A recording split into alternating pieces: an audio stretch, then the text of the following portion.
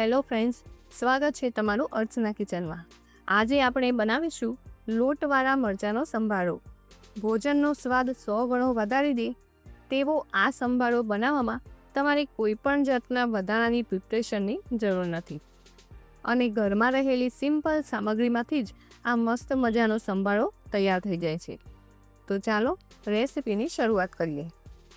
Instant લોટવાળા મરચાં બનાવવા માટે અહીંયા મેં 100 ગ્રામ જેટલા મરચાં લીધા છે। આટલા મરચાંમાંથી તમે 2 થી 3 વ્યક્તિને સર્વ કરી શકો છો। એટલો જ મરચાંનો સંભારો બનીને તૈયાર થઈ જશે। તો હવે પહેલાં મરચાંને સમારી લઈશું।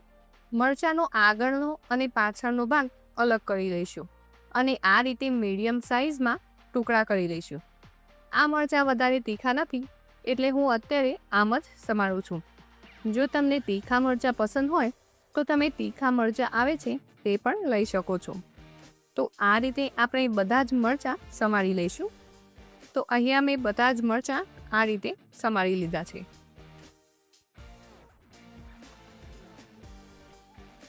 તો હવે સંભારો બનાવી લઈએ। સંભારો બનાવવા માટે ગેસ ઉપર એક કઢાઈ ગરમ કરવા રાખીશું।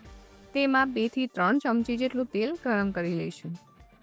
તેલ સારી એવી રીતે ગરમ થઈ જાય એટલે તેમાં અડધી ચમચી જેટલી રાઈ ઉમેરીશું, સાથે અડધી ચમચી જેટલી મેથી પણ ઉમેરી દઈશું। મિત્રો, તમે કોઈ પણ સંભારો બનાવો ત્યારે મેથીનો ખાસ ઉપયોગ કરવાનો। સંભારામાં મેથી ઉમેરવાથી ખૂબ જ એવો સરસ ટેસ્ટ આવે છે। હવે રાઈ અને મેથી ફૂટવા લાગી છે એટલે તેમાં 1 ચમચી જેટલા સફેદ તલ ઉમેરી દઈશું અને તરત જ આપણે જે કટ કરેલા મરચાં ઉમેરી દઈશું અને મરચાંને તેલ સાથે એકદમ સરસ એવા સાતરી લઈશું। આ લોટવાળો સંભારો એટલો સ્વાદિષ્ટ થાય છે ને કે શાકની જગ્યાએ આ સંભારો બનાવશો ને તો પણ ચાલશે। હવે મરચાંમાં આપણે સ્વાદ પ્રમાણે મીઠું ઉમેરીશું અને સાથે અડધી ચમચી જેટલી હળદર પણ ઉમેરી દઈશું અને સારી રીતે મિક્સ કરી લઈશું। તો થોડી જ વારમાં અહીંયા તમે જોઈ શકો છો કે મરચાં એકદમ સરસ સતરાઈ ગયા છે। તો હવે મરચાં સાથે આપણે અડધો કપ જેટલું પાણી ઉમેરી દઈશું અને થોડી વાર માટે ઢાંકણ ઢાંકીને થવા દઈશું। તો થોડી વાર પછી તમે અહીંયા જોઈ શકો છો મરચાંમાં ઉમેરેલું પાણી સારી રીતે કળવા લાગ્યું છે। તો હવે તેમાં અડધા લીંબુનો રસ ઉમેરી દઈશું અને સાથે ચટપટા ટેસ્ટ માટે 1 ચમચી જેટલી ખાંડ ઉમેરી દઈશું।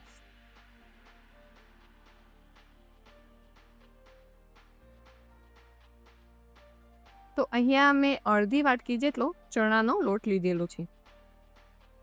ચણાનો લોટ આપણે આ રીતે ઉપરથી છાંટી દઈશું। આ સમયે ગેસની ફ્લેમ એકદમ ધીમી રાખવાની છે। તો અહીંયા તમે જોઈ શકો છો કે અડધી વાટકી જેટલો ચણાનો લોટ મેં ઉપર આ રીતે છાંટી દીધો છે।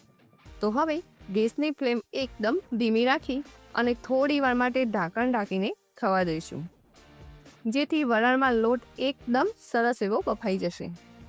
તો એકાદ મિનિટ પછી તમે જોઈ શકો છો કે ચણાનો લોટ કઢાઈમાં ઉમેરેલું બધું જ પાણી એબ્ઝોર્બ કરી લીધું છે।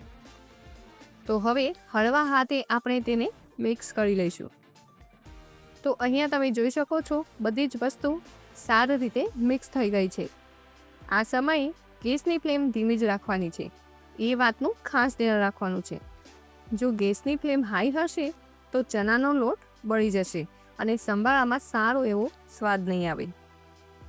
તો અહીં સરસ એવું મિક્સ થઈ ગયું છે। તો હવે તેને ઢાંકીને ફક્ત એકાદ મિનિટ માટે રહેવા દઈશું, જેથી આપણો સંભારો એકદમ મસ્ત એવો તૈયાર થઈ જાય। તો અહીંયા તમે જોઈ શકો છો કે લોટમાંથી તેલ છૂટું પડવા લાગ્યું છે, એટલે કે લોટ સારી રીતે બફાઈ ગયો છે અને મરચાં સાથે મિક્સ થઈ ગયું છે। તો અહીંયા તમે જોઈ શકો છો મસ્ત મજાનો સંભારો બનીને તૈયાર છે। તો મિત્રો, તમને મારી આજની રેસીપી કેવી લાગી કોમેન્ટ કરીને જરૂર કહેશો અને વિડીયો ગમી હોય તો લાઈક, શેર અને સબસ્ક્રાઈબ કરવાનું ના ભૂલતા।